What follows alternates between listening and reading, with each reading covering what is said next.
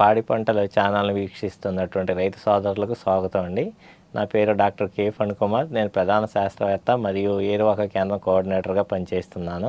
ఈరోజు మొక్కజొన్న సాగులో మనం కత్తెర పురుగు యాజమాన్య పద్ధతుల గురించి చర్చించుకుందాము. కత్తెర పురుగు అనేటువంటిది చాలా ఎక్కువగా ఆశిస్తుంది. ఈ మధ్యకాలంలో అంటే 2018 సంవత్సరంలో మనం కత్తెర పురుగు అనేటువంటిది మన దేశంలో కూడా గమనించడం జరిగింది. సో ఇది ఏంటంటే విదేశీ జాతికి చెందినటువంటి పురుగు ఇది. దీన్ని మనం స్పోడాప్టెరా ఫ్రూజిపెరడా అనేటువంటిది శాస్త్రీయ నామంతో పిలవడం జరుగుతుంది.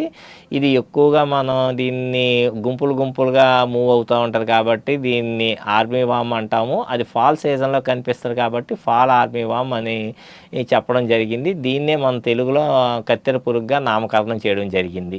ఈ పురుగు యొక్క ఉధృతి కానీ తీసుకున్నట్లయితే మన దేశంలో అన్ని రాష్ట్రాల్లోనూ ఇంచుమించుగా 20 రాష్ట్రాలు పైబడి మనం ఈ పురుగు యొక్క ఉధృతిని గమనించడం జరుగుతుంది. అంటే ఈశాన్య రాష్ట్రాల్లో కూడా మనం పురుగును గమనిస్తున్నాం. అలాగే మనకి నార్త్ సైడ్కి అంటే జమ్మూ కాశ్మీర్లో కూడా ఈ పురుగును గమనించాం. సెంట్రల్ ఇండియాలో గమనించడం జరిగింది. అదేవిధంగా దక్షిణాన ఉన్నటువంటి తమిళనాడు, కేరళ, మన ఆంధ్రప్రదేశ్లో కూడా గమనించడం జరిగింది. ఈ కత్తెర పురుగు అనేటువంటిది మొక్కజొన్నే కాకుండా 100 రకాలైనటువంటి ఇతర పంటల మీద కూడా ఆశించడం జరుగుతూ ఉంటుంది. ముఖ్యంగా ఇది కానీ చూసుకున్నప్పుడు మొక్కజొన్నలో బాగా ఎక్కువగా ఉంటుంది. మొక్కజొన్ననే కాకుండా ఇప్పుడు చెరుకు కానీ, పత్తి కానీ, సోయా చిక్కుడు కానీ, బీర పంటలు, టమోటా కానీ ఇటువంటి మిగతా కూరగాయ పంటల మీద కూడా ఆశించి పంటను తీవ్రమైనటువంటి నష్టాన్ని కలగజేయడం జరుగుతూ ఉంటుంది. ఈ ఫాల్ ఆర్మీ వామ్లో 2 రకాల స్ట్రెయిన్స్ అనేటువంటిది ఉంటుంది. ఒకటి వరికి సంబంధించిన స్ట్రెయిన్ అయినట్లయితే రెండోది మనకు మొక్కజొన్న జాతికి సంబంధించినటువంటిది స్ట్రెయిన్స్ అని చెప్పుకోవచ్చు. ఈ కత్తెర పురుగును మనం ఎలా గుర్తించాలి అంటే మనం ఇందాక చెప్పినట్టుగా స్పోడాప్టెరా లిటరా ఉంటుంది, స్పోడాప్టెరా ఫ్రూజిపెరడా ఉంది, కత్తెర పురుగు అనేటువంటి స్పోడాప్టెరా ఎగ్జిగ్వా అంటే ఇవి డిఫరెంట్ రకాలు అంటే అనేక రకాలైనటువంటి పురుగులు ఉంటాయి, లద్దె పురుగులు ఉంటాయి. వీటిల్లో కత్తెర పురుగు అనేటువంటిది మనం ఏ విధంగా గుర్తించాలి అనుకున్నప్పుడు మనం తల మీద కానీ చూసుకున్నప్పుడు తెల్లటి ఆకారంలో మనకి Y shaped inverted Y shape అంటే తిరగబడిన వై ఆకారంలో మనకి తల మీద సూచన ఉంటుంది మనకి. అది కానీ ఉన్నట్లయితే దీన్ని కత్తెర పురుగుగా గుర్తించవచ్చు. దీన్ని ఐడెంటిఫికేషన్ మార్క్ అంటాం మనం. అంతేకాకుండా పురుగు యొక్క పైనుంచి చూసినప్పుడు ప్రతి ఖండితం మీద కూడా మనకి 4 నల్లటి మచ్చలు కనపడడం జరుగుతూ ఉంటుంది. అంతేకాకుండా మనం 8వ ఖండితం మీద కానీ తీసుకున్నప్పుడు ఈ 4 మచ్చలు కూడా చతురస్రాకారంలో కనపడతాయి. 9వ ఖండితం మీద కానీ తీసుకున్నప్పుడు ఈ 4 మచ్చలు కూడా మనకి ట్రెపీజాయిడ్ షేప్లో కనపడడం జరుగుతుంది. అంటే ఈ 3 లక్షణాలని బట్టి మనం కత్తెర పురుగుగా గుర్తించుకోవచ్చు. ఒకటి తల మీద ఉన్నటువంటి ఇన్వర్టెడ్ షేప్ వై షేప్ ఆకారంలో ఉన్నటువంటి సూచరు, ఈ 8వ ఖండితం మీద ఉన్నటువంటిది చతురస్రాకారం, 9వ ఖండితం మీద ఉన్నటువంటి ట్రెపీజాయిడ్ షేప్. ఈ మూడిటిని బట్టి మనం కత్తెర పురుగుగా గమనించుకోవచ్చు. తర్వాత చూసుకున్నట్లయితే ఇది నష్టపరిచే విధానంగా చూసుకున్నట్లయితే ఇది గుడ్లు మనకు సమూహాలుగా పెట్టడం జరుగుతుంది. కనీసం 150 నుంచి 300 దాకా మన గుడ్లు పెట్టడం జరుగుతుంది. పొదగబడినటువంటి లార్వాలు ఆకుల మీద పత్రహితాన్ని గోకి తినివేయడం మనం చూస్తూ ఉంటాము.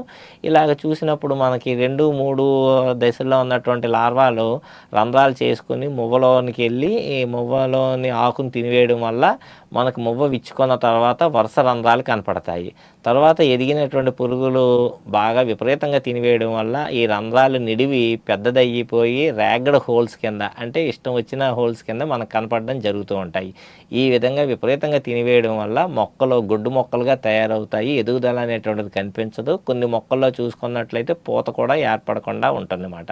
దాన్నే మనం గొడ్డు మొక్కలుగా పిలుచుకుంటాము. అంతేకాకుండా ఇది 3-4 దశల తర్వాత పెద్ద లార్వా దశలో మనకి మువ్వ లోపలికి వెళ్ళి మువ్వ లోపల తినివేయడమే కాకుండా అది విసర్జించిన పదార్థం రంపపొట్టులాగా అంటే ఎండకి ఎండిపోయి రంపపొట్టులాగా మనకి ఉండల కింద మనకి సుడుల్లో చూడడం గమనించడం జరుగుతూ ఉంటుంది. దీన్నే ప్రధానమైన లక్షణంగా మనం దూరం నుంచే కత్తెర పురుగు పంటను ఆశించింది అని చెప్పుకోవడానికి ఆస్కారం ఉంటుంది. అంతేకాకుండా తర్వాత ఎదిగినటువంటి లార్వాలు ఆకులు వెలుపల నుండి లోపలికి తినివేస్తూ ఆకులను పూర్తిగా తినివేసి మధ్యలో ఈనెలు మాత్రమే మిగిలేటట్టుగా చేస్తారన్నమాట. తర్వాత దశలో ఏం చేస్తాడంటే ఇది ఆకులనే కాకుండా తర్వాత కంకి మీద ఉన్న పొరలను కూడా తొలుచుకుని లోపల ఉన్నటువంటి గింజలను కూడా తినివేయడం వల్ల దిగుబడి నష్టపోవడమే కాకుండా క్వాలిటీ కూడా తగ్గిపోవడానికి ఆస్కారం ఉంటుంది. ఆకులనే కాకుండా కాండము మరియు కండెలను కూడా తినివేయడం జరుగుతూ ఉంటుంది. తెల్లటి పొరలాగా ఆకుల మీద గమనిస్తాం. మనం కత్తెర పురుగులను ఎప్పుడు నివారించుకోవాలి అని చూసుకున్నప్పుడు ఇప్పుడు మనకి ఆర్థిక నష్టవాహన పరిమితి అంటే 1 నుంచి 20 రోజుల్లో ఉన్నప్పుడు 5% పురుగులు కానీ ఉన్నట్లయితే మనకి కత్తెర పురుగు నివారించుకోవాలి. అలా కాకుండా 16 నుంచి 40 రోజుల దాకా ఉన్నప్పుడు 10% వరకు పురుగులు ఆశించిన పురుగులు కానీ కనిపించినప్పుడు మనం నష్ట నివారణ చర్యలు చేపట్టాలి. పూత దశ వరకు చూసుకున్నట్లయితే 20% వరకు మొక్కలు ఆశించినప్పుడు మనం నష్ట నివారణ చర్యలు చేపట్టుకోవాల్సిందిగా మనం చేయడం జరుగుతుంది. సమగ్ర సస్యరక్షణ విధానం కానీ తీసుకున్నట్లయితే మనకి కత్తెర పురుగు అనేటువంటిది ప్యూపల దశ భూమిలో ఉంటుంది కాబట్టి లోతుగా దుక్కులు చేసుకోవాల్సిన ఆవశ్యకత ఎంతైనా ఉంటుంది. అంతేకాకుండా పురుగు యొక్క గుడ్లను ఆకర్షించుకోవడానికి మన నేపియర్ గడ్డిని మనం మొక్క పొలంలో చుట్టూతా కూడా వేసుకోవాలి. దానివల్ల దీని యొక్క పురుగు యొక్క గుడ్లన్నీ కూడా ఆ నేపియర్ గడ్డి మీద పెట్టడం జరుగుతుంది. తర్వాత మన మొక్కజొన్న పంటలో మనకి డెస్మోడియం అన్సాటికమ్ అనేటువంటిది కలుపుని మనం కొన్ని చోట్ల కానీ 100 మొక్కలు కనీసం వేసుకున్నట్లయితే ఈ కత్తెర పురుగు వికర్షించబడి మొక్కజొన్న పంటను ఆశించకుండా ఉంటుంది. అంతేకాకుండా మనం ఎప్పుడూ కూడా మొక్కజొన్నను సరైన కాలంలోనే విత్తుకోవాలి. మొక్కజొన్నను సరైన సమయంలో విత్తుకున్నట్లయితే కత్తెర పురుగు యొక్క ఉధృతి తక్కువగా ఉంటుంది. ఒకవేళ లేటుగా కానీ అంటే పంట కాలం తర్వాత కానీ విత్తుకున్నట్లయితే మన కత్తెర పురుగు యొక్క ఉధృతి బాగా ఎక్కువగా రావడానికి ఆస్కారం ఉంటుంది. దీన్ని మనం ఉనికిని ఏ విధంగా గమనించుకోవాలంటే పొలంలో అక్కడక్కడ మనం ఎకరాకి 4 లింగాకర్షక బుట్టలు కానీ పెట్టుకున్నట్లయితే దీని ఉనికిని గమనించుకోవడానికి ఆస్కారం ఉంటుంది. తర్వాత మొక్కజొన్నలో మనం ఏంటంటే అంతదా పంటలు అంటే పప్పు ధాన్య పంటలు కానీ వేసుకున్నట్లయితే కొంతవరకు మొక్కజొన్న మీద వచ్చేటువంటి కత్తెర పురుగు నివారించుకోవడానికి ఆస్కారం ఉంటుంది. మనం మొక్కజొన్న విత్తనాలు విత్తుకునేటప్పుడు విత్తన శుద్ధి చేసుకోవాలి. దాన్ని 4-10 జియో అంటాము. ఇది సయాంట్రనిలిప్రోల్ ప్లస్ థయోమెథాక్సామ్ అనేటువంటి మందును మనం 6 మిల్లీ లీటర్లో 1 కేజీ విత్తనానికి కలిపి మనం దాన్ని కాసేపు ఆరబెట్టుకుని 20 నిమిషాలు ఆరబెట్టుకుని తర్వాత విత్తుకున్నట్లయితే కనీసం 20 రోజుల నుంచి 25 రోజుల దాకా కత్తెర పురుగు రాకుండా అరికట్టుకోవడానికి ఆస్కారం ఉంటుంది. తర్వాత దశలో మనం ట్రైకోగ్రామా కీలోనిస్ కానీ ట్రైకోగ్రామా ప్రిటియోజం అనేటువంటిది పరాన్న జీవులను ఎకరాకి 50,000 నుంచి 1,00,000 వరకు మనం గుడ్లను కానీ పొలంలో అక్కడక్కడ పెట్టుకున్నట్లయితే మనకి ఇవన్నీ కూడా కంట్రోల్ అవ్వడానికి ఆస్కారం ఉంటుంది. అలాగే మన గుడ్లకు పరాన్న జీవులైనటువంటి కొటేసియా కానీ టెలినోమస్ అనేటువంటి వాటిని కూడా మనం పొలంలో అక్కడక్కడ వదులుకున్నట్లయితే కత్తెర పురుగును అదుపులో ఉంచడానికి ఆస్కారం ఉంటుంది. అదేవిధంగా మనకి జీవ రసాయనాలు అయినటువంటిది వేప అజాడిరెక్టిన్ అనేటువంటిది మందుని మనకి 10,000 ppm అయినట్లయితే 1 మిల్లీ లీటర్లో 1 లీటర్ నీటిలో కలుపుకొని లేదా 1500 ppm అయినట్లయితే 5 మిల్లీ లీటర్లో 1 లీటర్ నీటికి కలుపుకొని పిచికారీ చేసుకోవాలి. అయితే 5% వేప గింజల కషాయాన్ని కూడా మనం పిచికారీ చేసుకున్నట్లయితే మొదటి దశలో వచ్చేటువంటి కత్తెర పురుగుని 20-25 రోజులప్పుడు వచ్చే కత్తెర పురుగు మనం అరికట్టుకోవడానికి ఆస్కారం ఉంటుంది.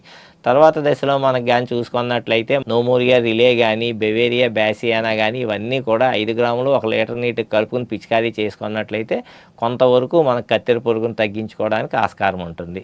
చివరి దశలో మనం కానీ చూసుకున్నప్పుడు మనకి క్రిమిసంహారణ మందులను కానీ వాడాలి, ఉధృతి ఎక్కువగా ఉంది అనుకున్నప్పుడు కానీ మనం నొవల్జిరాన్ అనేటువంటిది మందుని 1.5 మిల్లీ లీటర్లో 1 లీటర్ నీటికి లేదా స్పైనోటారమ్ అంటాము అది 0.5 మిల్లీ లీటర్లో 1 లీటర్ నీటికి లేదా నొవల్జిరాన్ ప్లస్ ఇమామెక్టిన్ బెంజోయేట్ అనేటువంటిది మందుని 2.5 మిల్లీ లీటర్లో 1 లీటర్ నీటికి లేదా ఇమామెక్టిన్ బెంజోయేట్ అనేటువంటిది 0.4 గ్రామ్స్ 1 లీటర్ నీటికి లేదా క్లోరాంట్రనిలిప్రోల్ అనేటువంటిది మందుని 0.4 మిల్లీ లీటర్లో 1 లీటర్ నీటికి కలిపి పిచికారీ చేసుకోవాలి.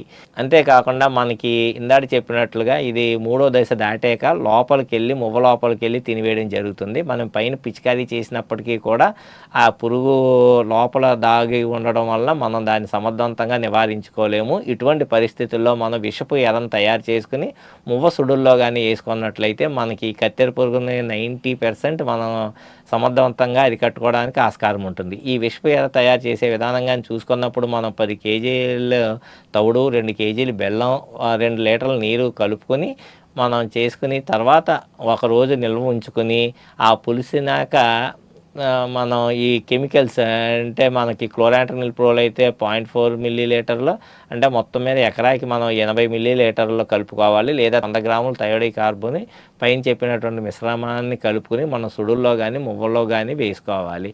దీంతో పాటు థైరాయిడ్ కార్బో దొరకని పక్షంలో మనకు డెలిగేట్ అనే స్పైనోటారం అనేటువంటి మందును 100 మిల్లీలీటర్లు కలుపుకొని మనం మువ్వలో కానీ వేసుకుంటున్నట్లయితే ఈ పురుగు పెద్దగా ఉన్నటువంటి పురుగు అంటే 5-6 లార్వా దశల్లో ఉన్నటువంటి పురుగును కూడా సమర్థవంతంగా అరికట్టుకోవడానికి ఆస్కారం ఉంటుంది. ఈ అవకాశాన్ని ఇచ్చినటువంటి పాడి పంటల ఛానల్ వారికి మరియు చూసినటువంటి మన రైతు సోదరులకి అందరికీ కూడా ధన్యవాదాలు తెలియజేసుకుంటాం.